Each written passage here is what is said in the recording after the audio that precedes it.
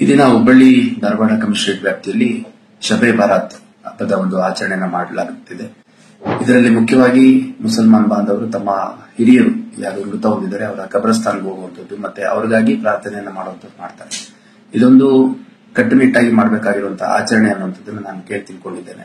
ಆದರೆ ಬಹಳಷ್ಟು ಜನ ಯುವಕರು ಮುಖ್ಯವಾಗಿ ಟೂ ವೀಲರ್ಗಳಲ್ಲಿ ಓಡಾಡುವಂತದ್ದು, ಅನವಶ್ಯಕವಾಗಿ ಗುಂಪು ಕಟ್ಕೊಂಡು ಓಡಾಡುವಂತದ್ದು, ಅತಿ ವೇಗ ಅಜಾಗರೂಕತೆಯಿಂದ ವಾಹನ ಚಲಾವಣೆ ಮಾಡುವಂಥದ್ದು, ಟ್ರಿಪಲ್ ರೈಡಿಂಗ್ ಹೋಗೋದು, ಹೆಲ್ಮೆಟ್ ಇಂದಲೇ ರೈಡ್ ಮಾಡುವಂಥದ್ದು ಮತ್ತು ತಮ್ಮ ಆಚರಣೆಯನ್ನು ಹೊರತುಪಡಿಸಿ ಈ ಒಂದು ಹಬ್ಬವನ್ನ ಅನವಶ್ಯಕ ರೀತಿಯಲ್ಲಿ ಆಚರಣೆಗಳನ್ನ ಮಾಡುವಂಥದ್ದೆಲ್ಲ ನಾವು ಗಮನಿಸಿದ್ದೇವೆ.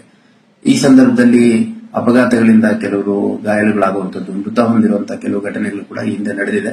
ಹಂಗಾಗಿ ನಾನು ಎಲ್ಲರಿಗೂ ಮನವಿ ಮಾಡುವಂಥದ್ದು, ಮುಖ್ಯವಾಗಿ ಮುಸಲ್ಮಾನ್ ಸಮುದಾಯದ ಮುಖಂಡರು, ಧಾರ್ಮಿಕ ಮುಖಂಡರು ಏನಿದ್ದಾರೆ, ತಮ್ಮ ವ್ಯಾಪ್ತಿಯಲ್ಲಿರುವಂತಹ ಹುಡುಗರು ಯಾರಿದ್ದಾರೆ, ಯುವ ಸಮುದಾಯದವರು, ಒಂದು 15ರಿಂದ 30-35 ವಯಸ್ಸಿನವರು, ಅವರುಗಳಿಗೆ ಆಚರಣೆಯ ಮಹತ್ವವನ್ನು ತಿಳಿಸಿಕೊಡುವಂಥದ್ದು ಮತ್ತೆ ಆಚರಣೆಯ ರೀತಿಯಲ್ಲಿ ಮಾಡುವಂಥದ್ದು. ಈ ಟ್ರಾಫಿಕ್ ವೈಲೇಷನ್ ಮಾಡುವಂಥದ್ದು ಯಾವುದೇ ಕಾರಣಕ್ಕೂ ಮಾಡಬಾರದು ಮತ್ತು ನಮ್ಮ ಅಧಿಕಾರಿಗಳು, ಸಿಬ್ಬಂದಿಗಳು, ಟ್ರಾಫಿಕ್ ಮತ್ತೆ ಲಾ ಅಂಡ್ ಆರ್ಡರ್ ಎಲ್ಲಾ ಸ್ಟೇಷನ್ ಅಧಿಕಾರಿ ಸಿಬ್ಬಂದಿಗಳು ಅಲ್ಲಲ್ಲಿ ಚೆಕ್ ಪೋಸ್ಟ್ ಹಾಕೊಂಡು ಅತ್ಯಂತ ಕಟ್ಟ ಎಚ್ಚರದಿಂದ ಅಲ್ಲಿ ಬಂದೋಬಸ್ತನ್ನ ಮಾಡ್ತಾ ಇರ್ತಾರೆ.